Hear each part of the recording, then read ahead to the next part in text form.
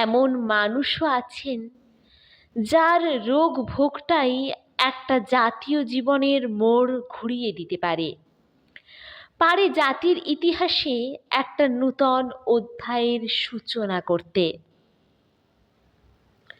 শ্রী শ্রী ঠাকুর এক সময়ে অসুস্থ হয়ে পড়লেন। বায়ু পরিবর্তনের প্রয়োজন। ঠিক হলো দেওঘর যাবেন। ঠিক হওয়ার সাথে সাথেই লোক চলে এলো দেওঘরে। অনতিবিলম্বে করতে হবে বাড়ি ভাড়া। তিনি যে দেওঘর আসছেন তা তখনও তেমনভাবে প্রচারিত হয়নি হিমায়তপুর আশ্রমে।